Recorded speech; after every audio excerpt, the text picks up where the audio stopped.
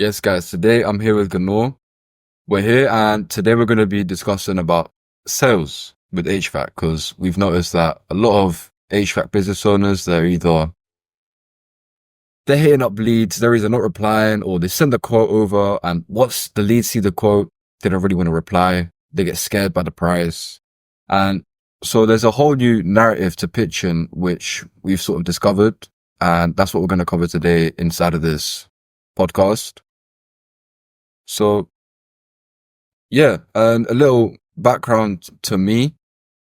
I own a marketing agency where we do marketing, advertising, and sales for HVAC companies. We help them make more money, turn single jobs into recurring revenue.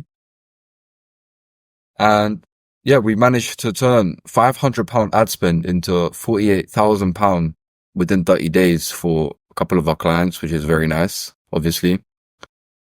But yeah, that's pretty much all you really need to know about me. I'm sure we'll cover other socials at the end, but that's all for now. 100%. Let's get right into it. Sounds good. Cool. So, I mean, the biggest thing I've seen with sales methods in the HVAC industry, that they focus too much on old school sales tactics. You see what I mean? Where old school sales tactics will tell you to follow up with the lead till they buy or die, and they'll tell you create automations for everything. Of course, they're going to tell you come across as a human, but these sort of techniques don't come across as human.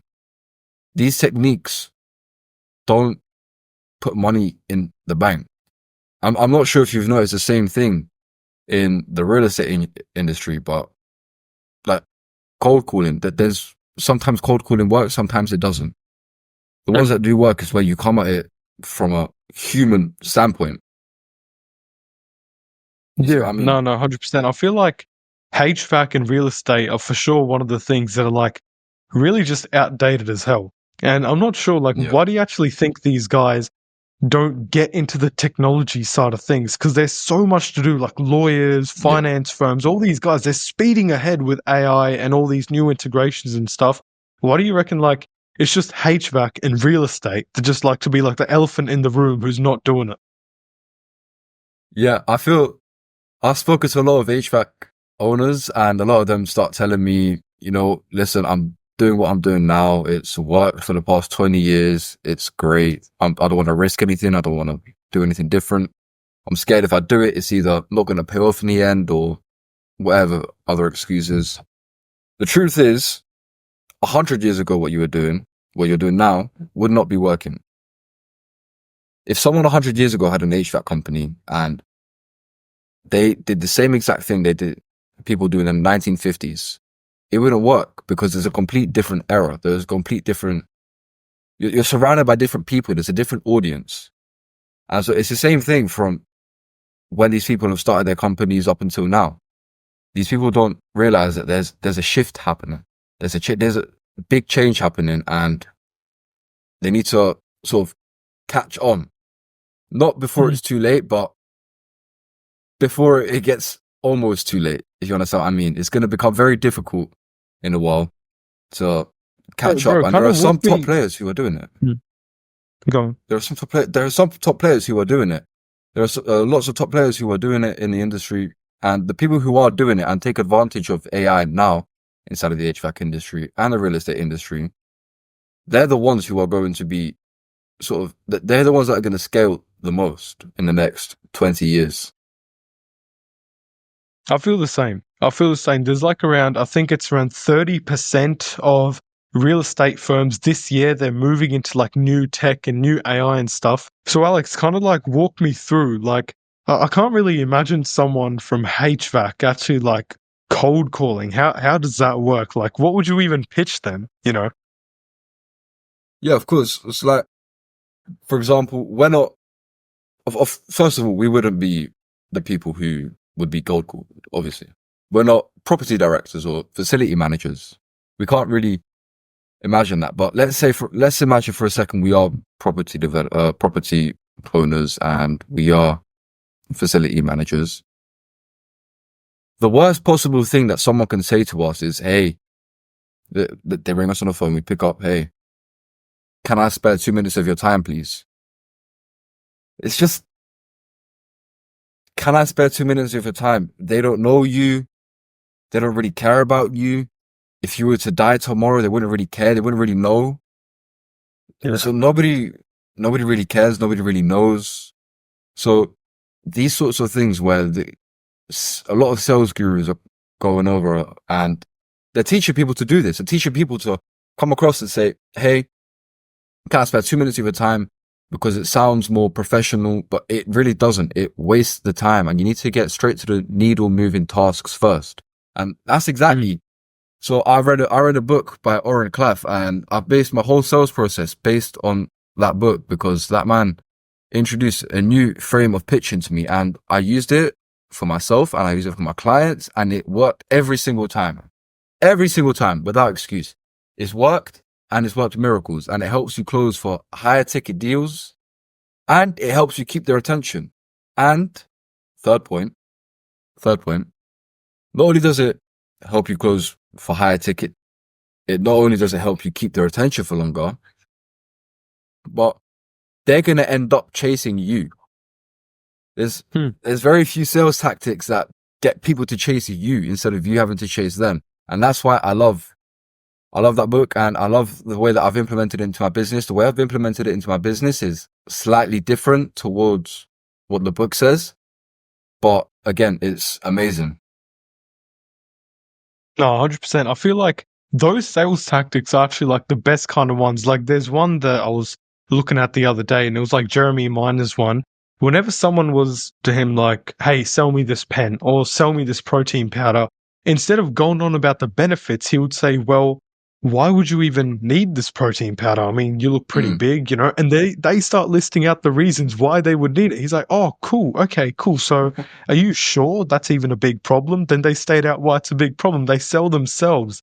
I think that's all you really need because I even tried this, you know, I hope my prospect isn't watching this podcast, right? But I even did this to him. I'm like, are you sure you would even need this AI model? Like, why would it even benefit you? He just started yapping, bro. You know, he just started going off at it. He's like, this is why I need it. This is why it's a big problem. Okay, cool. I can help you out. It's really that simple, you know, and I feel like HVAC sales are the exact same. Yeah. This is also something you notice as well. In sales, whether you're pitching a yacht or you're pitching coffee or you're pitching cutlery or HVAC or real estate, it's all the exact same. Of course, the words you say are a bit different, but the frame around it is all the same. Everything you say is said with the same intention across all industries. Now, of course, you can tailor it a bit more specific towards the industry that you're working on, but it's until you get to the point where you've already started implementing these tactics, then there's no real point trying to tailor it more. I feel that as well, bro. So what do you actually think about all these HVAC guys when they're doing their sales, like just overloading their prospects with information? Like, here's what we can do for you. Here's an entire pitch deck. Here's a PDF with everything we can do. What do you actually think? Like, for example, what's the thing you would like point out about that? You know, what's wrong with it? And what should we rather instead do? Cool. So pitch decks, analytics, all of that. It's something that in sales that you call cold cognitions. It causes cold cognitions where it makes the person think about things. You see, the brain is made up of 3 parts, but mainly two. There's the crocodile brain and then there's the neocortex. The crocodile brain is 5 million years old. It's what kept us alive 5 million years old, 5 million years ago. So if we see a lion in the savannah, we see it through the corner of our eye, we know it's there, we start running because our croc brain was just taken over. And that's called a hot cognition. A cold cognition, which is caused by analytics and thinking and mathematical equations, all of that. That's done with the neocortex. But cold cognitions and hot cognitions are very different because cold cognitions, again, of course, it's about thinking. but it takes so long for an emotion to come out of the cold cognition. I could tell you right here, right now, hey, spinach is healthier than chocolate for you. Which do you want? And I offer you both. You know the cold hard facts. You know spinach is better for you. You know spinach is gonna make you grow big and strong. It's gonna help you in the gym, but you're gonna go for the chocolate. That's just how it is. You're gonna end up going for the chocolate, and that's because of the hot cognitions going on in your mind. You know the chocolate tastes nice. You don't really care about the consequences. You don't really care if it's healthy for you or not. You want it, and that's exactly what hot cognitions do. They create a sense of wanting inside of the target's brain, called the target, your audience's brain. That's what it causes. And when you have that sense of wanting, that's when people start to chase you. When I've switched my sales processes from, hey, can we do this? Would be a good fit. How can we help you? To, okay, explain why you think we would be a good fit. And they start selling to me. And when I switched from the old style to the new style, they started chasing me. They started following up with me, which I never had before. And it was the greatest feeling in my life, honestly. It was the greatest feeling in my life. I remember the switch, and people started following up with me. They started chasing me, which is amazing, man. It was amazing. And I want any HVAC business that truly deserves it and has been putting in the work to actually experience it, because it's the best feeling ever. I feel that, bro. So if I was a HVAC owner or like a HVAC salesman watching this, what would you say? How's the best way that I can actually start today and apply this, like hot cognition stuff? Because I'm sure people are listening to this, but can they really grasp it? Like how would they apply? How would you recommend that they apply it? Cool. So again, we know what hot cognitions are, but you need to trigger them. So the way that you're going to trigger the hot cognitions, the sense of wanting in their minds, is through using frames. And so there are loads and loads and loads of different frames. I'm not going to run through all of them because you don't really need all of them, especially as an HVAC business owner. The only 5 frames that you really need is the power busting frame, the time constraint frame, the intrigue frame. Did I say price frame already? I don't believe so. Price frame, and you also got the moral authority frame. So those 5 frames are the most important for selling any high ticket product, especially inside of the HVAC industry. And so I'm going to cover all of them in a second, but just quickly about frames, because people are listening to this now and they're thinking, all right, frames. What the fuck are frames? That's what they're thinking. So frames. This is basically, it's like an energy that your subconscious has. We'll put it like that. Not in a weird way where you have like your inner energy, but let's say you have like your energy, and whenever two people meet, their energies collide and the more dominant energy wins. These are called frames. When 2 people meet, there is always a power dynamic. There's always one person that has the power over the other person.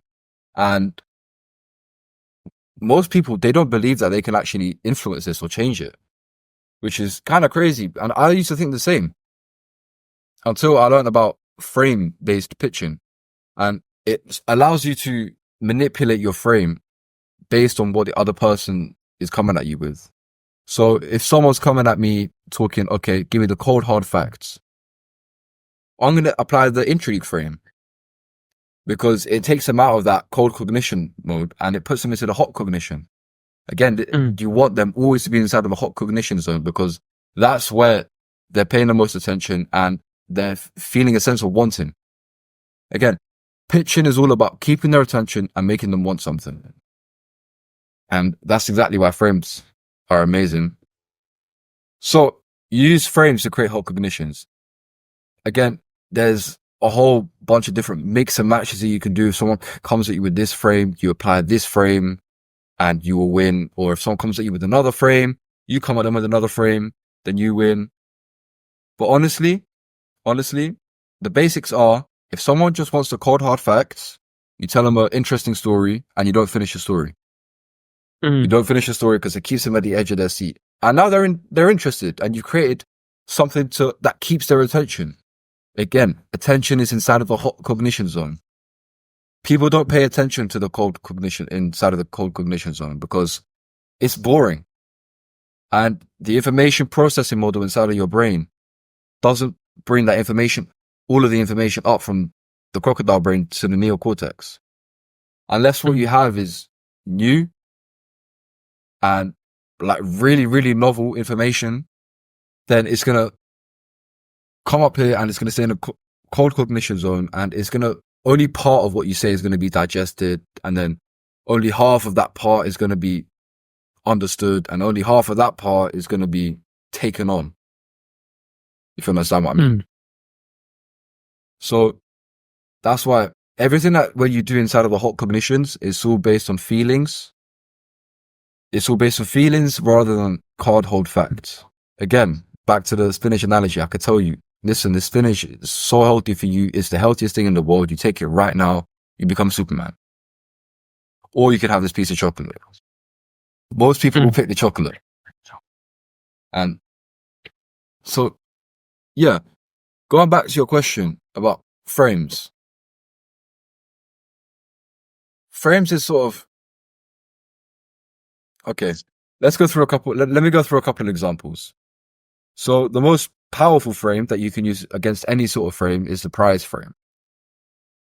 The prize frame is, like Gurnoor and I said earlier, it's where you get your prospect to explain themselves to you. So, example, in any of my pitches, I'll tell them, okay, well, explain to me, why do you think we would enjoy working with you? Because we're very particular about who we work with. We don't want to destroy our reputation. We don't want to, we do things right over here. Explain to us why you think we would enjoy working with you. And then they'll start explaining, and that sort of creates the hot cognition in their mind. And you can use this against any frame, no matter who's coming at you with what frame, with any words, as long as you can have fun with it and you tell them, not in a rude, mean way. I'm not a fan of that either. You don't want to be rude or mean. You don't want to be too on the nose either. But ask them, okay, why you? Why should we work with you? You're basically asking, why should you give me money? And they'll start explaining why they should give you money. That's the most powerful I completely agree, bro. With this, I think that is the best frame to actually take, but like you said, like a lot of people actually get it wrong. They come off as arrogant. Like, why should I work with you? Yeah. You know, it should be more of a warm approach. Like, what makes you think? I think the best way to actually do it is to sound either confused or intrigued yourself. Like, yeah. But why should we even work with you, instead of going, why should we work with you? You know, like there has to be that sort of tone that you use. It's all about tone in sales, and even just in real life. You know, it's either when I'm laughing and I tell you to F off, you know I'm joking. But if I have a straight face and I tell you to F off, you know that I ain't joking. So it's like that kind of frames off. I think tonality is everything, especially as a salesman. If you can't control your tone, I don't know if you're going to make it as a salesman. Yeah. No, it's 100% agree with you, man. The tone, body language, the words you say are all important. And what I think, my personal opinion, is that it all stems from the frame that you have. If you've got that prize frame, you can, the curious tone will automatically sort of come. As well as another thing I haven't really mentioned too much so far, but you need to be having fun with it. If you're not having fun with it, they will notice it, and they won't be having fun with it either. You want your target to be having fun because it releases dopamine inside their brain, which in return causes the hot cognitions. So again, like you said, tone, body language, hand movement, eye contact, all of it.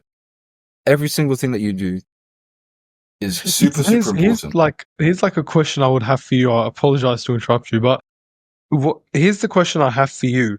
Do you reckon, since you just mentioned eye contact, do you reckon too much eye contact can actually scare a prospect away? Like if I'm just staring into your eyes, asking you questions, do you reckon that actually happens, or is it just not really? Yeah. Uh, all I'm gonna say is don't be a creep.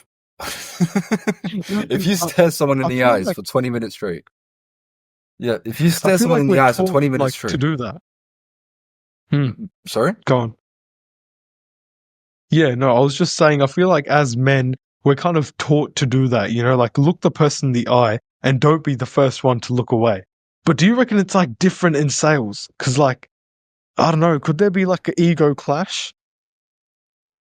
Yeah, there is an ego clash, and these are the frame collisions that I was talking about. So instead of looking him directly in the eyes, instigating a fight, what I would do is I wouldn't avoid eye contact. Eye contact is very important. You need to have eye contact that shoots at them, shoots straight through their Mm, eyes. Don't be creepy about it. Don't stare at them in the eyes for 50 minutes without blinking. That's kind of weird. And I wouldn't be surprised if you didn't get the sale that way. mm, But if you make meaningful eye contact, you say something and you want to emphasize a point. There's a difference between, yeah, so our HVAC systems are really great. They're going to reduce your downtime by 50%. And yeah, so our HVAC systems are really great. They're going to reduce your downtime by up to 50%. There's a difference between that because it's not underlining words. When you're underlining a word in any writing that you do, or you're making writing bold, that's what the eye contact is there for. And that's what your body language and your hand movement is there for. That's why I love sales, man. Everything plays into it. It's Everything. yeah, it's I feel like everything does play into it. And as we talk about the eye contact, I think eye contact could even be used for like a takeaway sell. Instead of me Mm, looking at you in the eye and saying, "Why should we choose you?" Just look away like, "Huh, why do you think we should choose you?" Like, like just a mm. takeaway sell. When you don't maintain eye contact, then they're the ones trying to make you look at them. I reckon that could be great for a Mm. takeaway sell. What do you think? Or not really? I don't know. I haven't experienced much with it. But what you're saying does make sense. It helps with the tone and the sort of curiosity aspect of it, where you're genuinely interested in what the other person has to say. Again, that Mm, matters. You want to sound like you're interested, but you don't want to get to the point where you sound needy. That's a very fine line of a lot of people tend to cross. This is actually towards the end of the pitch. A lot of people mess this up. They start seeking validation, which screams, I'm mm. needy. I want this deal really badly. I want your money. That's when it starts screaming. Where you can smell So them on it. yeah, you can smell it on them. You can tell they're just trying to take money out of your pocket. That's what they're trying to do. Mm, And 100%. it's, yeah, it's the most repulsive behavior, neediness. So I think it is good to, like you said, I think it would work if you like look in the way because it adds more to the curiosity and then you look back at them when you're asking a question. It adds more to the curiosity and it underlines the question like, hey, I'm genuinely interested. Why should we Mm, work with you? And it makes them more genuine. Everything has to be genuine and you have to sort of, I wouldn't say feel it from within, but it's good if you can feel it from within. But if you're going to come across and on the inside you're nervous, you're anxious and you're really doubtful, that's going to show. They're going to smell it on you. The same mm. way people are Yeah. going to smell it on you the same way people are going to smell it on you if you come across and you don't know what you're doing. If I was an experienced in sales and I started talking about this, I wouldn't be confident. I'd be anxious and you would sense, hey, this guy doesn't know anything and you wouldn't be watching this. You would have swiped us straight away. But the fact that I'm sitting here and I'm talking confidently about topics that I know about in depth is what makes you think, hey, this guy knows what he's talking about. Maybe I can get something out of this. Mm. So, how should someone in HVAC actually, if we actually walk someone through the entire sales process, right? How should they start their entire, let's say, sales meeting, right? Let's say, let me give you a scenario. I cold call you, I get you to book in a meeting, and now we're sitting having coffee, and I'm about to basically start my pitch. How can I apply everything we just talked about, like eye contact, body language, what kind of, like, the hot cognitions, the cold cognitions? How can we actually apply that while we're sitting down in front of a prospect? Cool. So first things first, I would always try to avoid having a coffee with a prospect. In it always public spaces with meetings, they just don't end well because you're sitting down having a coffee right outside their office. All of their employees are walking in and out of the same coffee bar. They're walking out, they spark conversations. Attention is coming away from you when you want to hold the attention. Endless things are happening. There's things moving. There's people making noises. There are kids running. There are shops open. Everything's happening. You want to sit in a normal meeting on a table, face to face with them and whoever else are the decision makers. And that's what I always try to aim for. I always just try to aim for, hey, let's just do it private, you, me. And if they don't want it, then oh well, they don't want it. And I'll move on to the next person because it's a waste of time to pitch in public places. It's what I call a beta trap. Now, it's going to sound very almost cheesy, but there are alpha and beta positions in sales. The alpha position has the status and he has the power. He's a person with a more dominant frame. And then there's the beta person with the less dominant frame and the person who has power over them. So the alpha person has power over the beta person, and these are one of the many beta traps that I've noticed a lot of people do. And a lot of people do go to coffee bars and they have meetings. A lot of people do this. I used to as well. I used to be guilty of this until I realized that it was actually completely destroying my status, which is super important in sales. But how can I put this? To start the pitch, let's say we're starting the pitch. I walk in. The first thing I do is not do rapport, and it's not building small talk. It's a very sort of controversial topic where some people like to build small talk, some people don't. A lot of the sales gurus say it's the best possible thing because before someone buys something, they buy you as a person, which I agree. But there's other ways and more efficient ways to help them buy you. Because the thing with pitching is you only have 20 minutes to deliver your pitch from beginning to end. You only have 20 minutes because that's the limit to the human attention span. You notice after you've been watching a video for 20 minutes or after you've been reading a book for 20 minutes, anything after that doesn't really get absorbed. And you're getting really, really bored really, really quickly. So you have 20 minutes to deliver a pitch. I would not waste even a single second of those 20 minutes doing small talk or building rapport because it's not the needle mover. The needle mover is trying to make the sale, which is when you start to use frames and you start to implement hot cognitions like we were talking about earlier. So the way I start my pitches is very, very simple. I start off going, hey, so let's just get this started. I have 20 minutes and I don't want to waste any time. Let's get straight to it. And I'll start running through my most successful track records. So I'll tell them, hey, listen, these are some of the most successful things that we've done so far. Very important point. I do not tell them some of the good ones and then the rest are average ones. I tell them only good ones. If that means I've only got 3 good ones, then so be it. If I've got 10, great. I tell them the 10 great ones. If I've only got 3 and I've got 7 average ones, I'm not going to tell them the 7 average ones. I'm going to keep it super short, tell them the 3 great ones. Because the brain does not add things up. The brain doesn't add things up. It averages things. So if I tell you, for one client, we generated £48,000 and the other client, we generated £2,500, you're going to think, hold on, this guy can generate 25k for me. That's what you're going to think. And you're not going to think, okay, this guy can generate over £50,000 for me. So that's why I run only through the most successful of my deals in the past. That's what I do. And then I go through the 3 market forces. So there are 3 market forces. There's the economic one, there's a social one, and there's a technological one. The point of these is so your target, whoever you're pitching to, can see that with or without them, the deal is going to go forward. It can either happen with them or it can happen with their competitors. the train is going.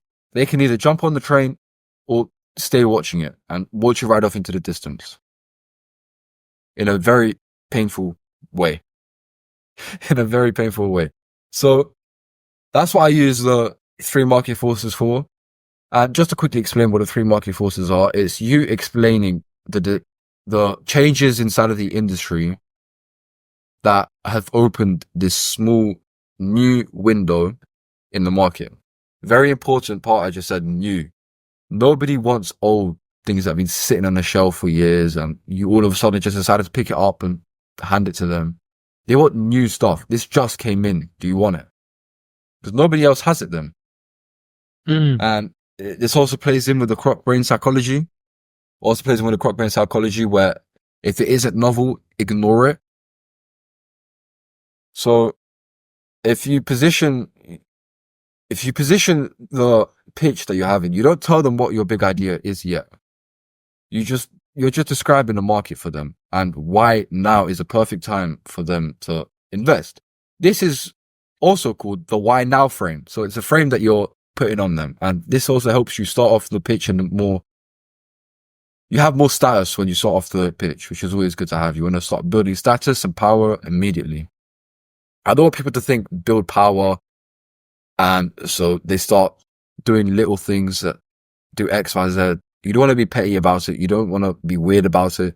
You're building power not to force them to do things, but instead to make them chase you. That's what you're building power for. And then now is where you introduce the big idea.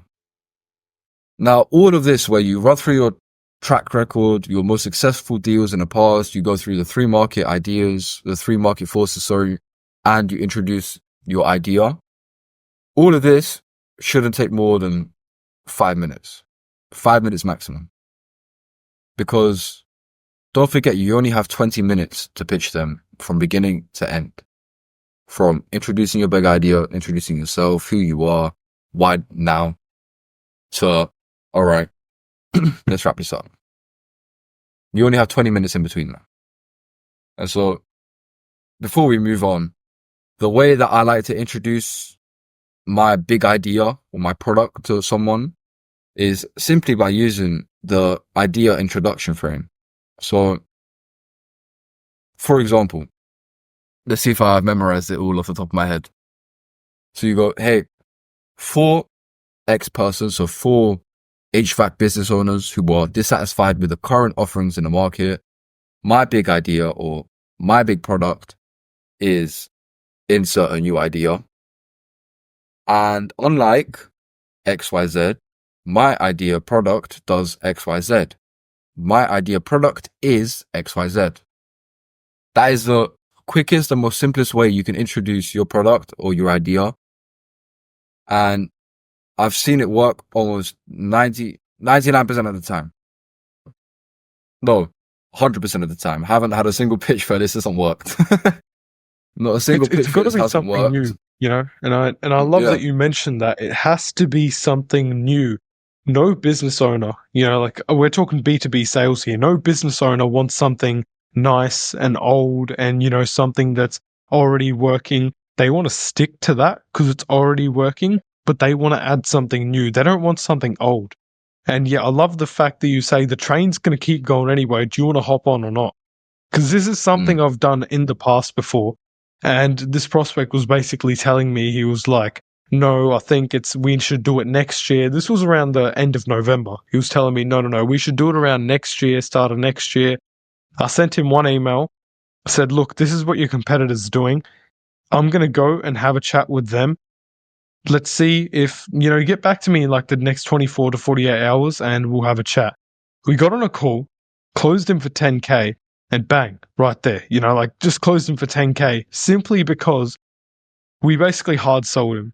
And I don't know about HVAC, but I feel like hard selling does work when you truly mean it. You can't fake hard sell someone. Hard selling only works when you truly mean it, because someone can sense fake hard sells. But when you truly mean that, hey, I'm just going to go talk to your competitors, man, then they actually care. Do you reckon like HVAC, like accepts hard selling, or does hard selling even work in HVAC? Hard selling, it depends from which way you look at it. For example, me at the end of a pitch, I won't even try to sell them. I won't even ask for their money. What I'll do at the end of a pitch is right at the end, before there's a section of the last 3 minutes of the pitch where I basically just, it's a whole firework and a whole parade of different hot cognitions and frames just everywhere. I just throw it at them, all of it. So their mind is buzzing with emotion. They want it, but hold on, can't happen now. They can't have it now. What's happening? They start chasing it, and I pull a little bit. It's a whole like firework parade happening. And right after that finishes, which this firework parade lasts for 2.5 minutes, I end it all by saying, so if you're interested in this, let me know. I've got to jump on another meeting, but let me know. And I'll just finish it. That's all it is. I don't even try to sell them. I don't ask for their money. I don't ask them, oh, how does that sound? That's how I do it. I just said, hey, if that sounds good, let me know. And because I implemented all the frames right, every single time they come back running to me. They email me straight after the meeting. Yes, Alex, I want to get going with this right now. One of them even try keeping me on the call.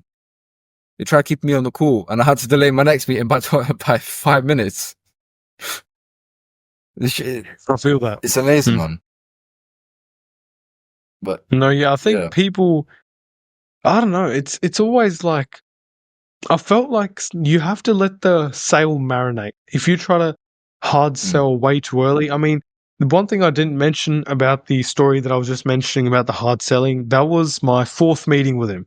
So, like the marination was already in the works. yeah, Right. But you have to let it marinate in their mind for a bit, and you have to let these questions linger inside their heads, and your sales pitch should be so good that they talk to their friends about it all day.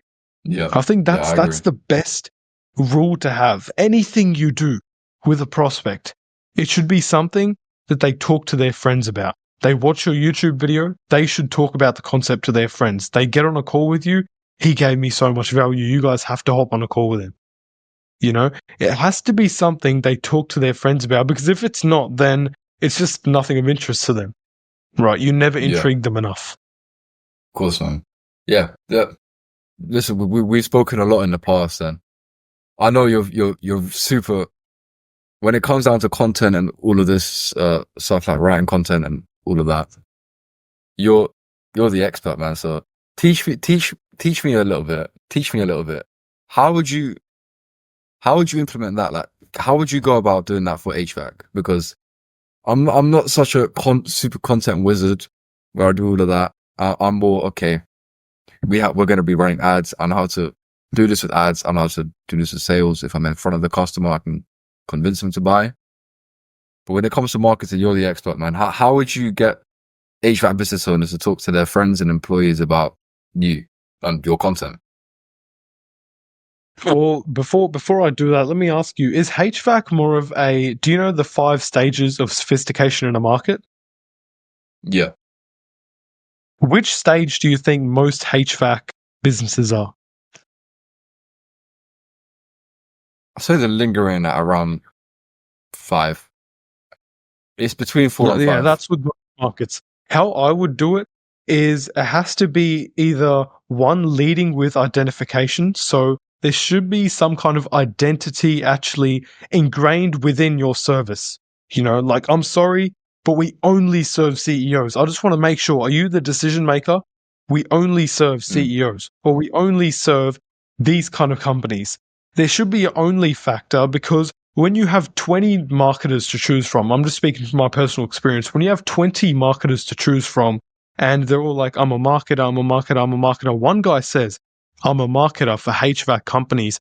You're instantly just going to look at his resume, because he is the guy for HVAC, right? It's the same when it comes to B2B sales. If you're selling to, let's say, look, I don't know who HVAC people sell to. Give me 2 examples. Who are 2 companies that someone in HVAC would sell to? property managers and facility directors.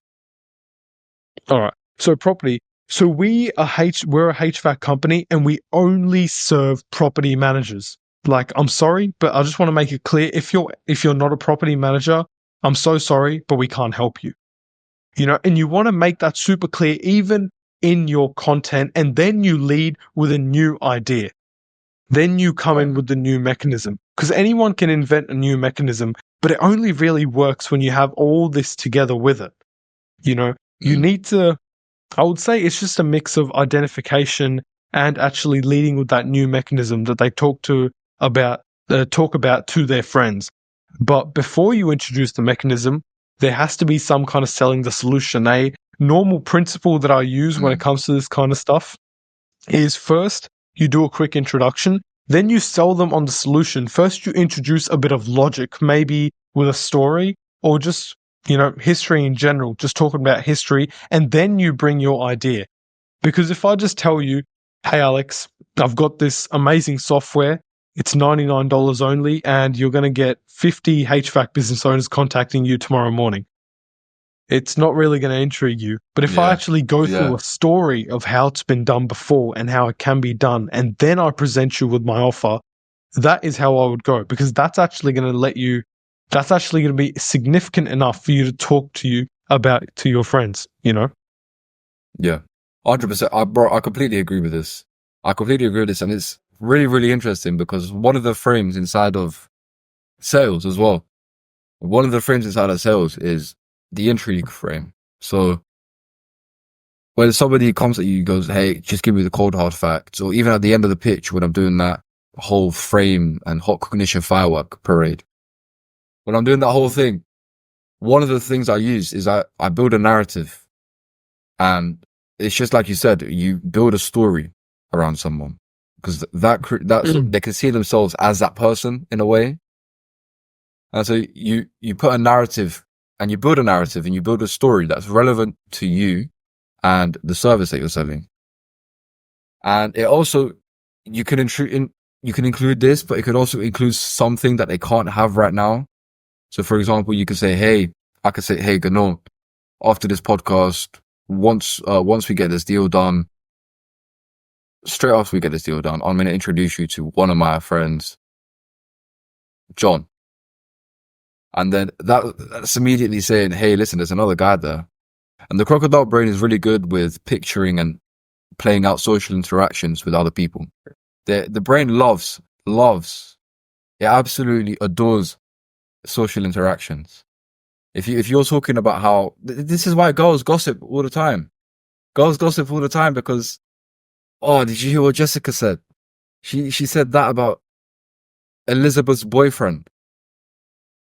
And then Elizabeth's sitting there like, oh no, what did Bradley say about Jessica's boyfriend? But this is true. This is exactly what happens. It's exactly what happens in their brain, because people love social interactions and they love a bit of drama. They love a bit of tension, which is super important inside of the sale as well. You need to be creating tension all the time. That's what I do sometimes with the push-pull techniques. You don't want to have it too on the nose where it's obvious that, hey, I'm trying to get you to buy and I'm using this technique to make you buy. But you want to sort of push them away subtly and then bring them back in a way. Mm-hmm. This is completely off topic, bro, but I've literally seen that exact situation with the girls gossip play out right in front of me. It's like, I don't want to lead down the rabbit hole now, but you've kind of triggered me to say this. It's like one talks shit about the other. This one tells this one, then this one tells this one that this one told her. It's like, bro, it's like full data transfer. It's exactly what I'm saying, bro. This is exactly what I'm saying. The brain loves social interactions. Actually, I'm not sure if there's anything it loves more. Because there's, like I said at the beginning, there's 3 parts to the brain. There's 2 main parts. There is another small part, and that's called the midbrain. That's the part in between the crocodile brain and the neocortex. The midbrain is responsible for determining the meaning of social interactions or the meaning of things. And that's where these social interactions stay. And again, if you base the storyline of your pitch around a story of someone or how X person was thrown in the jungle, beasts were attacking him, and you sort of leave it as a cliffhanger. Will he get out of the jungle? And it's about another person that involves you. You've immediately won the sale. There's no doubt about There's it. all I be a would bet. grand I story. would bet my savings on it, man. I'd bet my savings on it, and I'd go to sleep peacefully, and knowing that this man is going to win the sale. Yeah. I'm telling you, bro, there's always got to be some sort of story behind it. Stories are what sells. If I told you that I've got this new technology that's going to help you save 50% of your gas bills in the properties you're managing right now, it would be so much more believable if I actually gave you some background. So I've been in, the HVAC industry for this many years, and I was going to China for a bit. I love to do my product research, and I came across this one thing.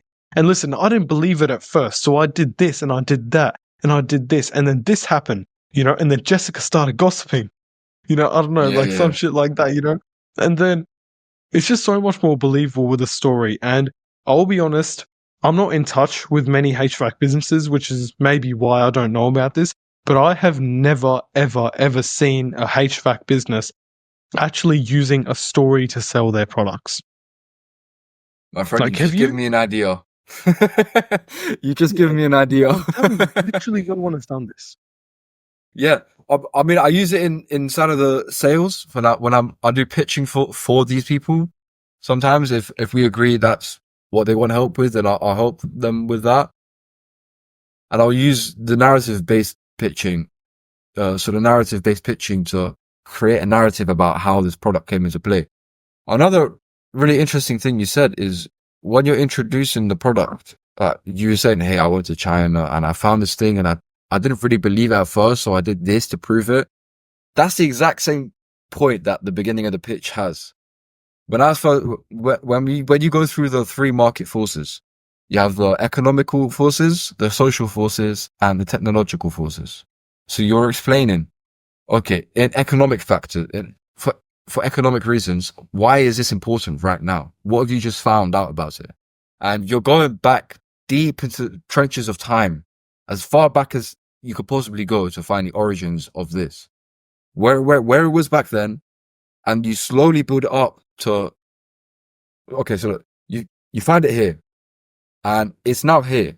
You don't want to just show them, hey, this is where it was, this is where it is now. You want to build that story. You build it, and because that's what creates a movement.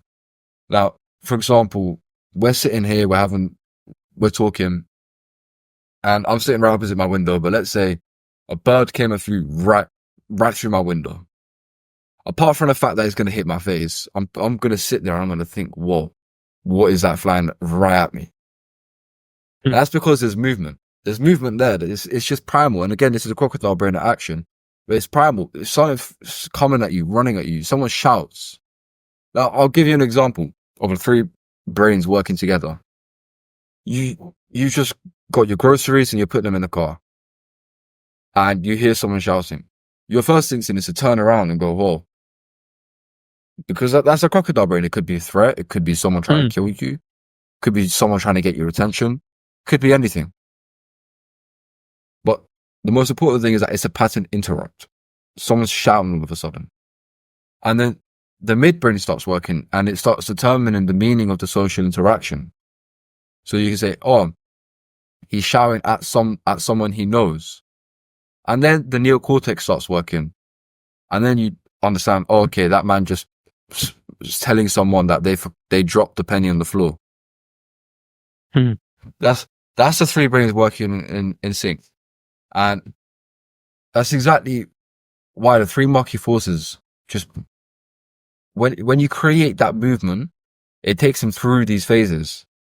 When you create a movement inside of these three market forces, it creates that movement, and that movement, number one, catches their attention. Number two, holds their attention. Number three, shocks them. They get a little shock factor.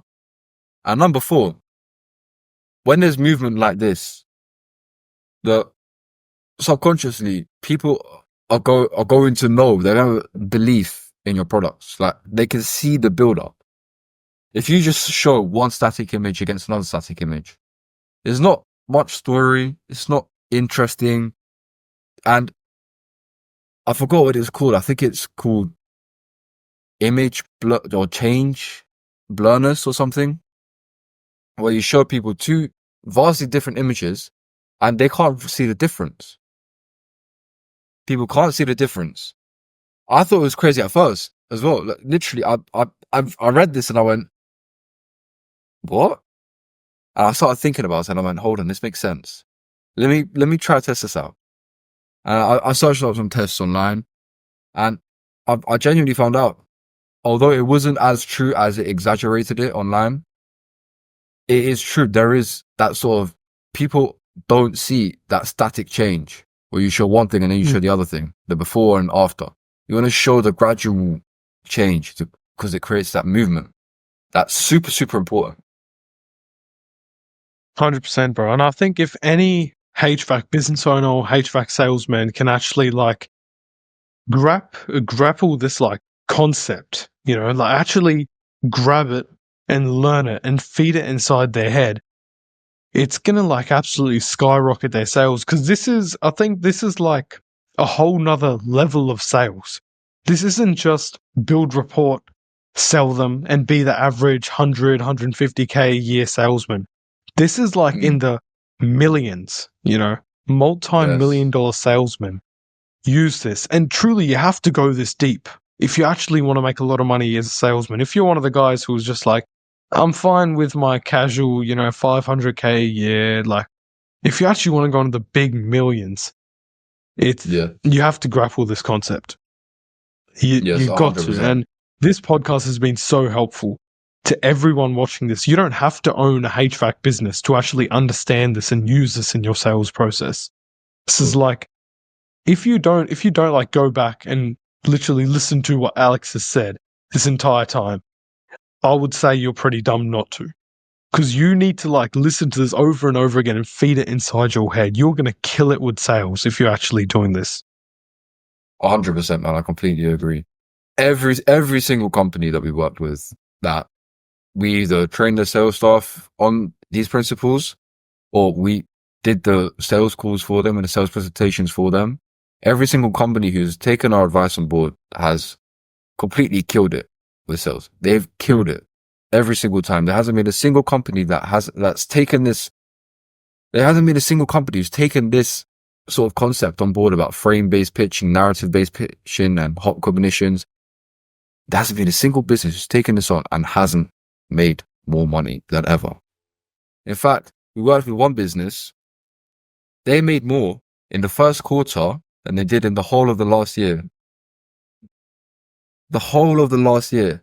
And it was just because of this frame-based pitching. You come across and people will start chasing you.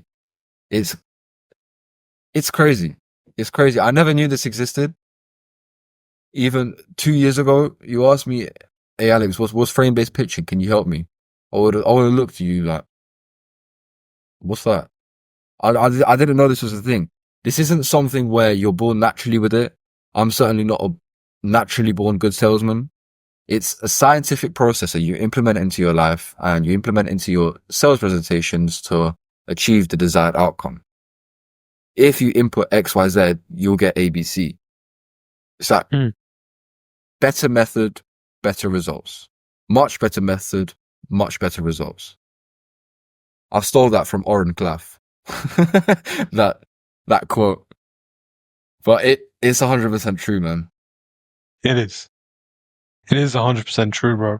And yeah, I mean, I think I would need to actually go even deeper because I was actually learning with you guys watching this. I was actually learning as well. This is why you saw me probably just sitting here staring at my screen at Alex explain this, because I was kind of in awe and I was trying to understand this concept. And to be honest, I don't know how many times I'm going to watch the recording of this. Maybe you'll have like 10 hours of watch time alone from me, you know, but I'm definitely going to have to actually go through this. And maybe we'll even have a call about this after, bro, about actually this 100%. concept in depth for even my personal sales process and even for my clients. I think this is definitely going to be a huge game changer. And, you know, like even out of all transparency, thank you for actually like making me aware of this cognitions and crocodile brain. Like I need to go over this over and over and over again. This is like high It's all level good, man. sales. Yeah, it is very high level sales. And Gurnoor, it's been a pleasure, man. It's been a It pleasure being has, on man. here. I thank you for letting me on here and educate the world on how to influence and pull different levers inside different people's minds. Thank you for that. Thank you, my man. All right. Free audio post production by alphonic.com.